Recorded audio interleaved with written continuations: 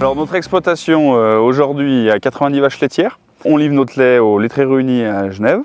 On a 105 hectares qui sont destinés à l'alimentation du troupeau, dont 25 en ensilage maïs plante entière, et tout le reste c'est de l'herbe qui est fait en foin ou en pâturage. On a fait le choix d'être un système hyper herbagé. On a fait des échanges avec des voisins pour pouvoir agrandir la surface disponible autour de la ferme. Aujourd'hui on possède 26 hectares autour du bâtiment où on essaye de pâturer un maximum. Donc c'est entre 4 et 6 mois par an en fonction du climat. Pour rester autonome, on dimensionne le troupeau en fonction de la disponibilité en herbe ou en maïs.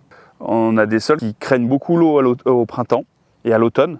Du coup, souvent, on a un problème pour le démarrage du pâturage, c'est qu'on a de l'herbe sur pied, mais on a tendance à sortir beaucoup trop tard parce qu'on a la portance du sol qui est limite. C'est pareil à l'automne, du coup, on a de la peine à valoriser notre pâturage d'automne. Et puis l'été, on est sur du très séchant. Donc à ce moment-là qu'on augmente notre surface disponible de pâturage pour justement pallier à la sécheresse. Pour gérer les périodes humides au niveau du pâturage, on a investi dans 800 mètres linéaires de chemin. Ça représente à peu près 25 000 €.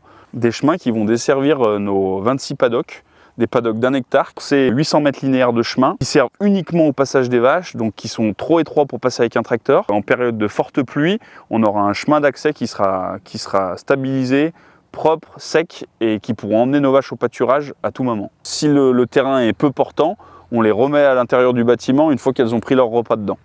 On a profité quand on a fait les chemins d'amener l'eau dans chaque paddock et c'était aussi dans l'idée de ne plus avoir un tracteur à allumer tous les jours parce qu'on avait un tracteur qui démarrait juste pour la gestion de l'eau des vaches. Alors là on a un projet de faire un chemin ici qui va nous desservir 8 hectares de l'autre côté.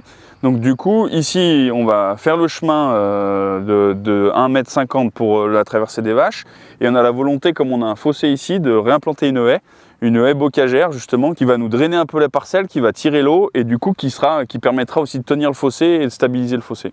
Pour l'implantation des haies, c'est de se dire qu'on a des étés aussi de plus en plus secs et qu'on allait pouvoir se permettre de garder un peu d'humidité à travers les haies. Qu'aujourd'hui, on arrive à pâturer pendant 5 mois par an avec 90 vaches laitières et faire du lait qu'avec de l'herbe.